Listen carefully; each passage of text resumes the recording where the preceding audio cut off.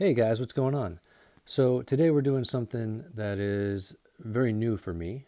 This is my first vintage baseball card mail day.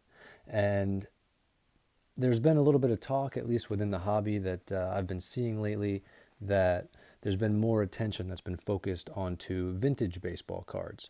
Now, this is not to take away from any of the modern stuff, or as some would say, the ultra modern stuff, which would be from 2017 to present day. And I'm still into the Bowman draft or tops. I still like, investing in players that are currently playing now.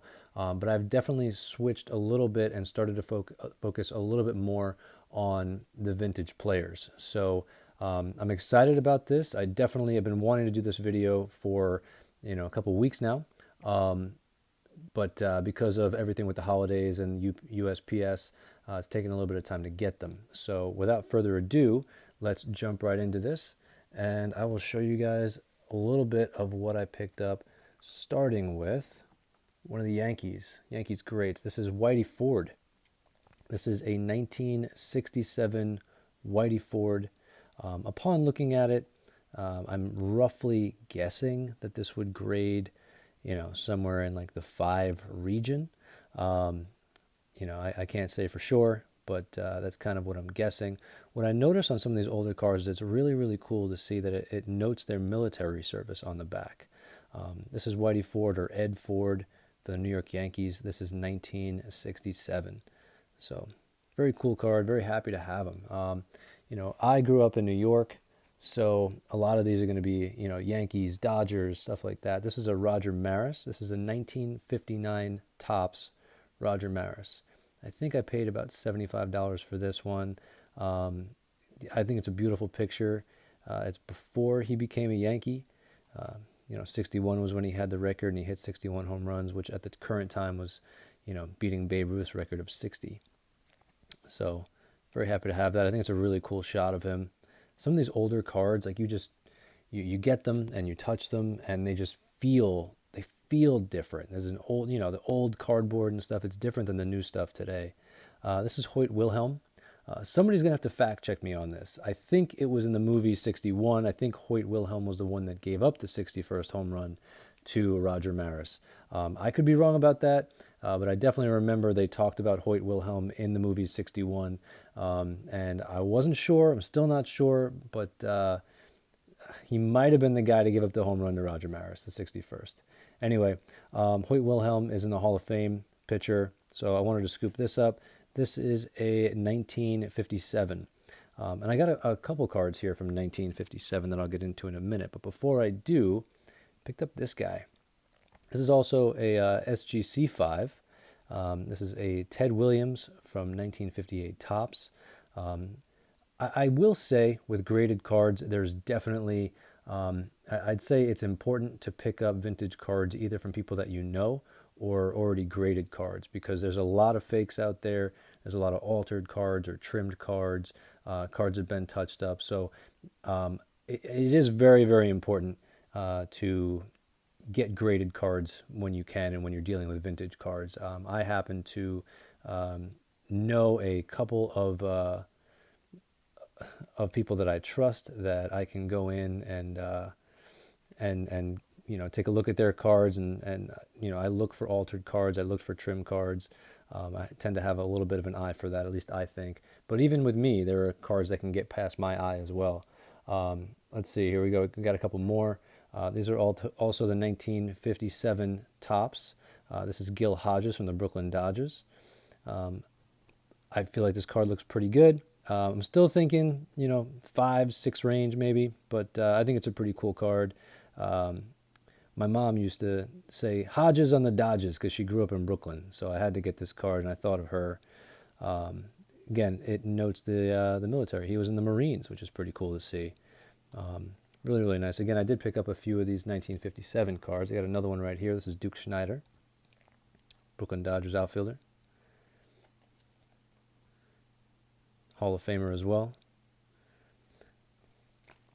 Got a couple more Dodgers. Got Pee Wee Reese right here, and I've got Carl Furillo, both 1957 Topps, Brooklyn Dodgers. Oh, sorry guys, kind of knocked over the camera for a second. These next three are the beauties, though. So if you've made it this far, thank you very much for being here. These next three cards I am really, really excited about. This is the first one that I picked up. I think this set is beautiful. Sandy Koufax, Brooklyn Dodgers. This is a 1956. I wouldn't expect to get more than like a 3, maybe a 4 on a good day on this. But just seeing it here, like the color's beautiful, the picture's beautiful. I'm super, super happy to have a Sandy Koufax in here. I just think it looks gorgeous. Like, look at the colors on this. That just shines. I mean, the eye appeal on this is just great. So I'm very, very happy to have that. You know, you're going to see the corners touched up a lot more on these in the modern cards, that's for sure. You're going to see creases. You're going to see, you know, a lot more stuff happens to these older vintage cards. They've been sitting in somebody's cardboard box for years and years and years. They've been banged around. You know, they've been put in the spokes sometimes. So to find a card in this condition, you know, even a 3 or 4, I'm very, very happy with this. All right. Another one. This is a 1955 Jackie Robinson that I picked up. This one was previously graded BVG 2.5. I am going to be sending this to PSA. I'm kind of hoping I get a 2. I don't expect to get a 3. I did, you know, take it out of the case, and I think, again, it looks beautiful. As far as eye appeal goes, you can see it's off center. You can see there's a little scuffing here, but that's going to be normal with these cards. There's definitely some creases here. There's one right there that goes around the corner. You can see that. But the color of it, when you look at it straight on, is really, really nice. Jackie Robinson, anything Jackie Robinson. I mean, the way that I got this was that I traded for it. I actually had a LeBron James City Heights card and a PSA 10, and I traded that for this Jackie Robinson. Let me know in the comments if you think that was a good trade. Maybe you think I'm crazy. I don't know. But I've never had a Jackie Robinson card before, and I thought this one was really nice. So for me, it was a no-brainer. Last one, talking about vintage, I had to get a Mantle. This is a 1969. This is the last year that Mantle played. Last year that Mantle played. This is a SGC 6, they're saying. I think that's probably true, just based off centering. Gotta get a Mantle. I definitely see myself getting a couple more Mantles as time goes by. This is my first one. This is my first Mantle. This is my first card that was graded by SGC. SGC is pretty good for vintage, so you know I send everything personally over to PSA because I trust them quite a bit. But I will buy vintage cards in SGC. I trust them with that. So I think they do a nice job, and I think the cases look pretty nice with the vintage stuff.